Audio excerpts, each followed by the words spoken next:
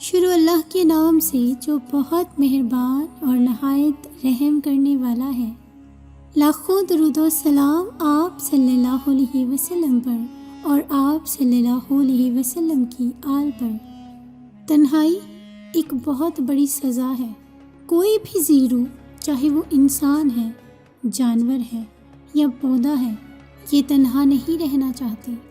تنہائی وجود کو ختم کر دیتی ہے۔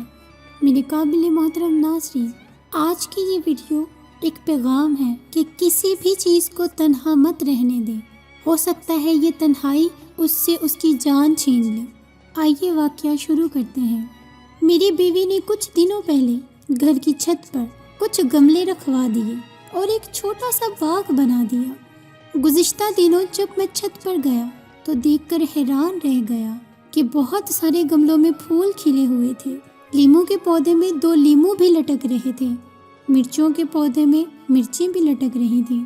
لیکن میں کیا دیکھتا ہوں کہ گزشتہ ہفتے میری بیوی نے جو بانس کا پودا لگایا تھا، میری بیوی اس گملے کو گھسیٹ کر دوسرے گملے کے پاس کر رہی تھی۔ میں نے کہا، تم اس بھاری گملے کو کیوں گھسیٹ رہی ہو؟ بیوی نے مجھ سے کہا کہ یہاں یہ بانس کا پودا سوکھ رہا ہے، اسے کھسکا کر اس پودے کے پاس کر دیتے ہیں نا۔ میں ہنس پڑا اور کہا، ارے پودا سوکھ رہا ہے تو کھاد ڈالو، پانی ڈالو، اسے کھسکا کر دوسرے پودے کے پاس کر دینے سے کیا ہوگا؟ بیوی مسکراتے ہوئے بولی، پودا یہاں اکیلا ہے اس لیے مرجھا رہا ہے، اسے اس پودے کے پاس کر دیں گے تو یہ پھر لہلہا اٹھے گا۔ پودے اکیلے میں سوکھ جاتے ہیں، لیکن اگر انہیں کسی اور پودے کا ساتھ مل جائے نا تو یہ جی اٹھتے ہیں۔ میرے لیے یہ بہت عجیب سی بات تھی، لیکن یہ بات ایک ایک کر کے کئی فوٹو میری آنکھوں کے سامنے بنتی چلی گئی۔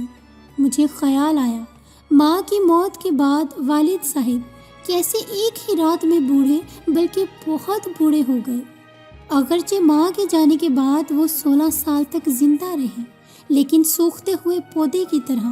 ماں کے رہتے ہوئے جس والد کو میں نے کبھی اداس نہیں دیکھا تھا، وہ ماں کے جانے کے بعد خاموش سے ہو گئے تھے۔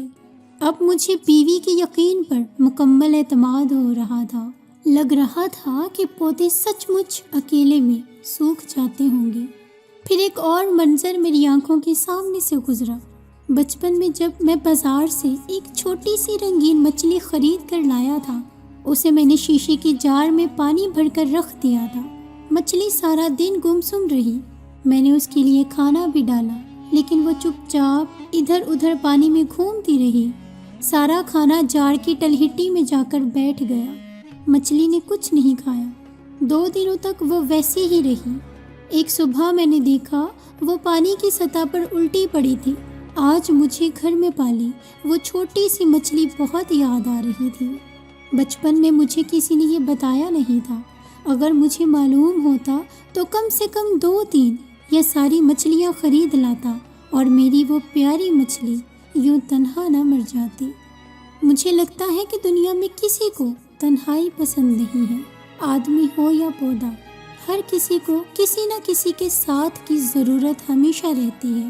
آپ اپنے ارد گرد جھانکیں، اگر کہیں کوئی اکیلا نظر آئے تو اسے اپنا ساتھ دیجیے، اسے مرجھانے سے بچائیے۔ اگر آپ اکیلے ہیں تو آپ بھی کسی کا ساتھ لیجیے، خود کو بھی مرجھانے سے بچائیے۔ گملے کے پودے کو تو ہاتھ سے کھینچ کر ایک دوسرے پودے کے پاس کیا جا سکتا ہے، لیکن آدمی کو قریب لانے کے لیے ضرورت ہوتی ہے رشتوں کو سمجھنے کی، محفوظ کرنے کی، سمیٹنے کی۔ اگر دل کے کسی گوشے سے آپ کو لگے کہ زندگی کا رس سوکھ رہا ہے، زندگی مرجھا رہی ہے، تو اس پر رشتوں کی محبت کا رس ڈالیے۔ خوش رہیے اور مسکرائیے۔ کوئی یوں ہی کسی اور کی غلطی سے آپ سے دور ہو گیا ہو تو اسے اپنے قریب لانے کی کوشش کیجیے اور پھر سے ہرے بھرے ہو جائیے۔ بظاہر تو آپ کو یہ ایک کہانی لگ رہی ہوگی، لیکن اس میں حقیقت ہے۔